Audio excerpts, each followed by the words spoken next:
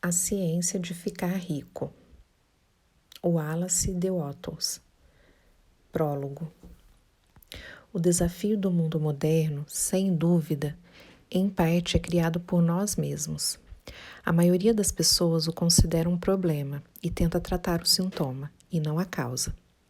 Entretanto, com uma leve modificação no modo de pensar, veremos o problema em sua essência, um desafio, algo que podemos superar por nós mesmos. Esse desafio, que muitos veem como um problema, se resume a dinheiro. Para começar, vejamos a definição de dinheiro. Em linguagem simples, é um meio de troca que substitui o simples intercâmbio de mercadorias e serviços. Na verdade, é muito mais que isso. Fé, esperança e confiança também são partes integrantes do dinheiro, e há várias teorias sobre seu uso e valor. Os aspectos práticos e esotéricos do dinheiro têm ocupado o tempo e o talento de muita gente. Ainda em linguagem simplificada, dinheiro é a marca d'água na regra de ouro. Faça aos outros o que deseja que façam a você. A quantidade de dinheiro que ganhamos e acumulamos é a medida dos serviços que prestamos aos outros. Há vários outros conceitos simplistas, como descubra uma necessidade e a satisfaça. O que vai, volta. Faça o bem sem olhar a quem, entre outros. Não se deixe confundir por eles. Todos são aparentemente simples. Entretanto, apresentam inúmeras facetas diferentes. Faça uso deles para estimular seu raciocínio e busque compreendê-los. Se você seguir diligentemente os passos indicados neste livro, buscando entender e monitorar objetivamente suas ações, conseguirá a riqueza que merece. Esse homem, Wallace Watts, passou toda a sua vida estudando e praticando os princípios e ações descritos neste livro. Por meio do método de tentativa e erro e muito estudo e raciocínio, ele aperfeiçoou suas ações e, em seus últimos anos, usando esses princípios e ações, a abundância começou a se manifestar em sua vida. Ele foi um pioneiro, como os antigos aventureiros que percorreram as trilhas que se transformaram nas estradas dos nossos dias. Nesse caso, o caminho para a riqueza. Ele preparou o terreno. Cabe a você semeá-lo. Ed O'Neill, editor. Prefácio. Este é um livro pragmático, não filosófico. Um manual prático, não um tratado teórico. Destina-se a homens e mulheres cuja necessidade mais premente é ganhar dinheiro. Destina-se aos que querem enriquecer primeiro e filosofar depois. E aqueles que até agora não encontraram tempo, meios ou oportunidade para estudos profundos de metafísica, mas que desejam resultados e estão dispostos a aceitar as conclusões da ciência como base para a ação, sem precisar conhecer os processos pelos quais as conclusões foram alcançadas. Esperamos que o leitor aceite de modo confiante as assertivas fundamentais, do mesmo modo que aceitaria as leis da eletricidade propostas por Marconi ou Edison, e que desse modo prove a verdade das mesmas, colocando-as em prática sem temor ou hesitação. Qualquer homem ou mulher que faça isso certamente ficará rico, pois a ciência aqui aplicada é exata e não falha. Entretanto, em atenção aos que desejam investigar teorias filosóficas para solidificar as bases de sua fé, citaria algumas autoridades no assunto. A teoria monística do universo, que defende que um é o todo e o todo é um, que uma substância manifesta-se como muitos elementos aparentes do mundo material. É de origem indiana e há centenas de anos vem conquistando o pensamento do mundo ocidental. É a base de todas as filosofias orientais, bem como do pensamento de Descartes, Spinoza, Leibniz, Schopenhauer, Hegel e Emerson. Ao leitor que deseja aprofundar-se no estudo das bases filosóficas, recomendamos a leitura de Hegel e Emerson. Neste livro, optei pela franqueza e simplicidade do estilo, num esforço para ser compreendido por todos. O plano de ação descrito, traçado a partir da filosofia, foi exaustivamente posto à prova e venceu o teste supremo da experimentação prática. Funciona. Se você quer saber como chegamos às conclusões apresentadas, leia os autores mencionados anteriormente. E se quiser colher os frutos da prática de suas filosofias, leia este livro e siga seus conselhos à risca. O autor. Capítulo 1. O direito de ser rico. Não importa o que se diga a favor da pobreza.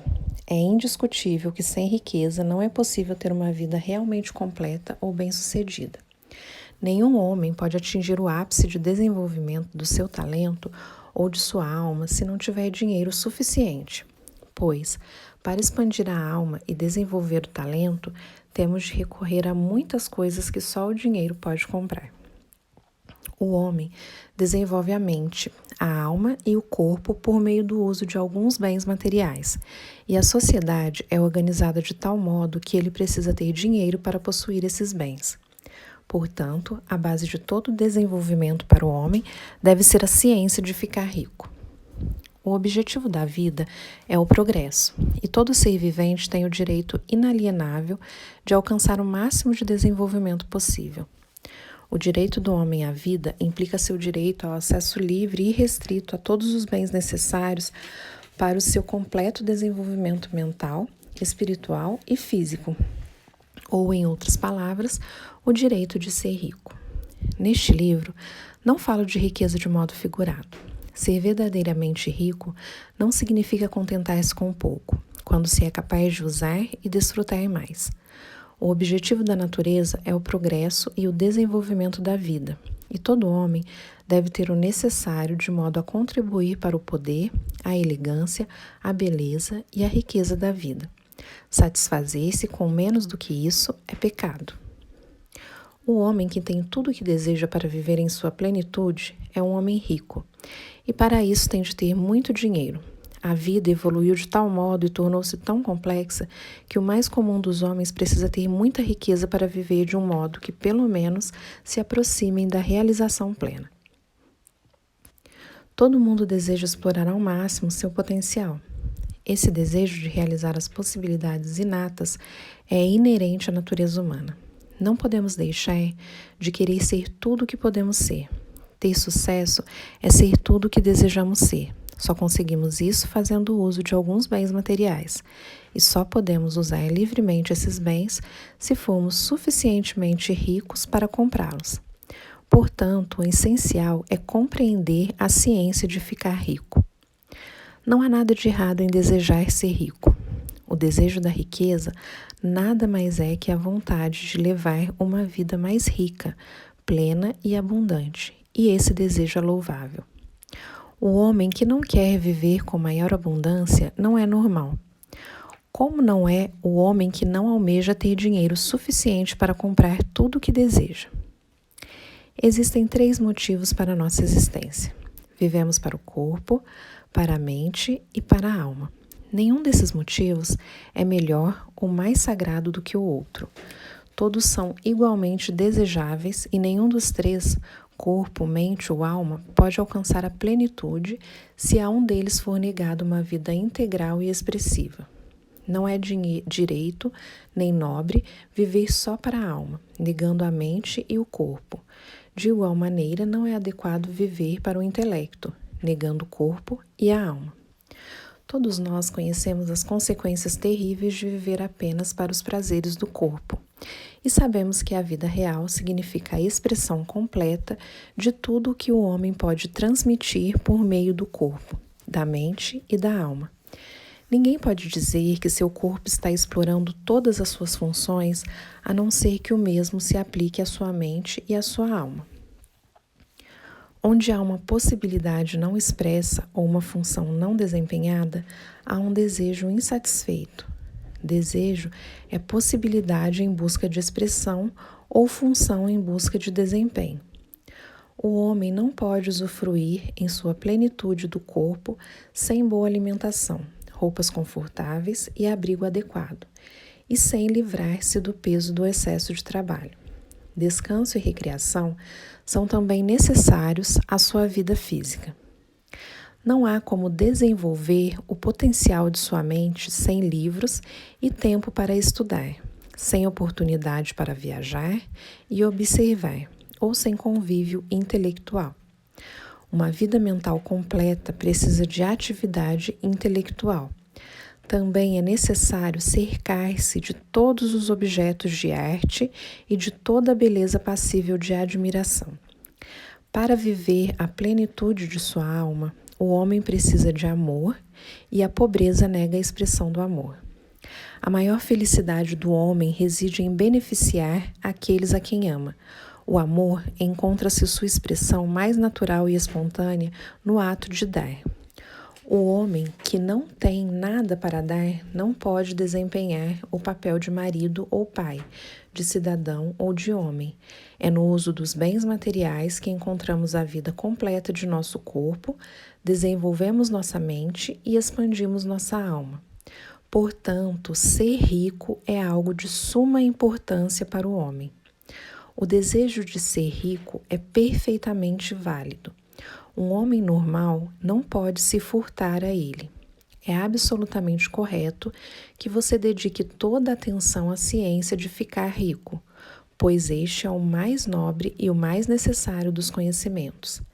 Quem negligencia seu estudo está negligenciando seu dever em relação a si mesmo, a Deus e à humanidade, pois ninguém pode prestar maior serviço a Deus e à humanidade do que procurar dar o máximo de si mesmo. Capítulo 2. A ciência de ficar rico. Existe uma ciência para enriquecer, uma ciência exata, como a álgebra ou a aritmética. Certas leis governam o processo de enriquecimento, e estas, uma vez conhecidas e obedecidas, levam o homem à riqueza com precisão matemática. A posse de dinheiro e de bens resulta de algumas ações executadas do modo certo. Aqueles que agem desse modo certo, seja de propósito, seja acidentalmente, ficam ricos, ao passo que aqueles que não agem desse modo certo, por mais que trabalhem, por mais capazes que sejam, continuam pobres. Trata-se de uma lei natural. Causas iguais produzem sempre efeitos iguais. Portanto, todos que aprendem a agir desse modo especial, infalivelmente ficarão ricos. A verdade dessa assertiva é provada pelos seguintes fatos. Enriquecer não é uma questão de ambiente, pois, do contrário, todas as pessoas de uma determinada região seriam ricas, todas as pessoas de uma cidade seriam ricas, ao passo que as de outras cidades seriam pobres, ou os habitantes de um estado teriam dinheiro em abundância, enquanto os habitantes do estado próximo viveriam sempre na pobreza. Por toda parte, vemos ricos e pobres convivendo lado a lado e muitas vezes exercendo profissões idênticas. Quando duas pessoas estão no mesmo local e exercendo a mesma atividade profissional e uma fica rica enquanto a outra continua pobre, deduzimos que enriquecer não é essencialmente uma questão de ambiente. Alguns ambientes podem ser mais favoráveis do que outros, mas enriquecer depende basicamente de fazer as coisas de modo certo. Além disso, a capacidade de agir de modo certo não se deve somente ao talento, pois muitas pessoas talentosas continuam pobres, enquanto outras, às quais falta essa qualidade, enriquecem. Ao analisar as pessoas que enriqueceram, constatamos que elas são comuns sob todos os aspectos, sem maiores talentos ou habilidades do que os outros homens.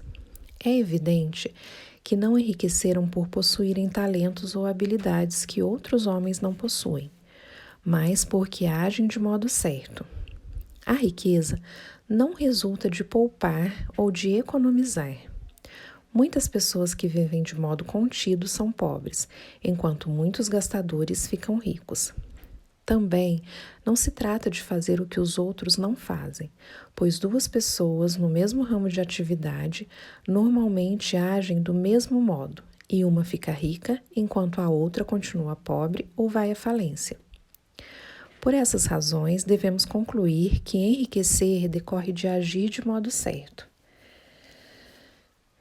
Se ficar rico depende de agir de modo certo, e se causas iguais produzem sempre efeitos iguais, então qualquer um que haja desse modo ficará rico, e tudo se encaixa no domínio das ciências exatas. Podemos questionar que talvez esse modo certo de agir seja tão difícil que poucos conseguem segui-lo. Isso não é verdadeiro, como já vimos no que se refere à habilidade natural.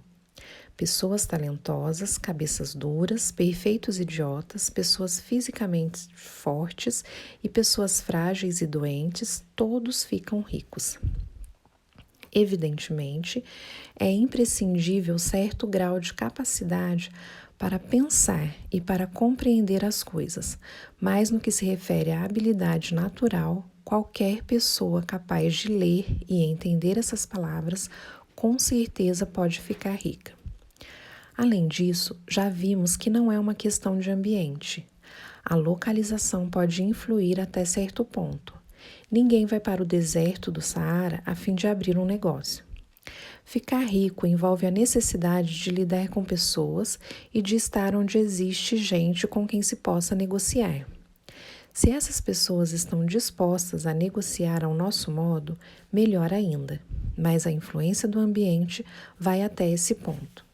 Se qualquer pessoa em sua cidade pode ficar rica, você também pode.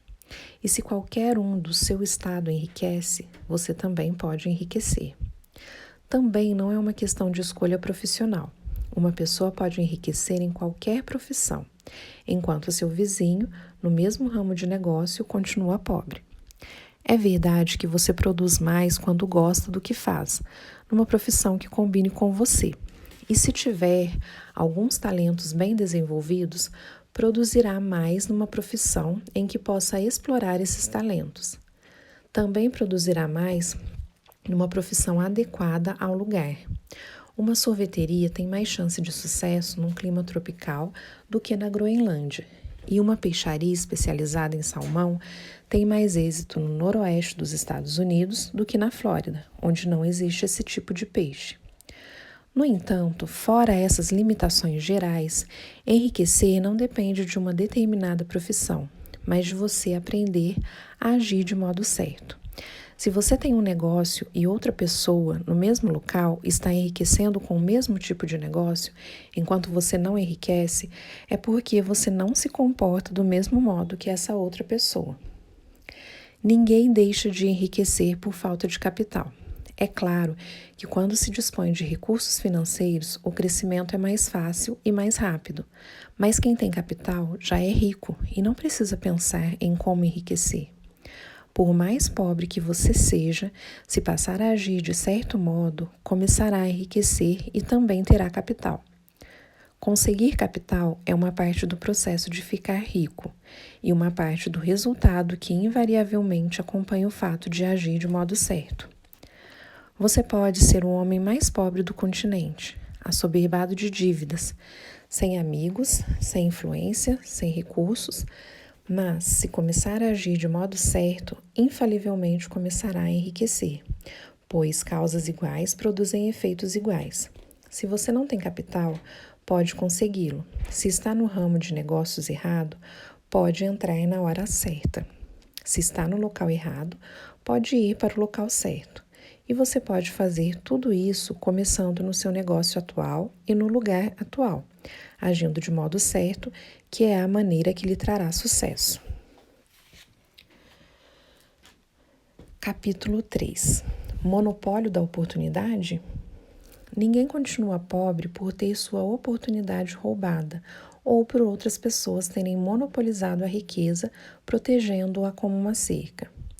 Você pode ser impedido de trabalhar em certos setores, mas existem muitos canais abertos. É verdade que se é empregado em uma indústria, tem pouca chance de vir a ser dono da fábrica onde trabalha. Mas é verdade também que, se você começar a agir de modo certo, logo poderá deixar o emprego nessa área e obter grande riqueza e reconhecimento trabalhando em algo totalmente diferente.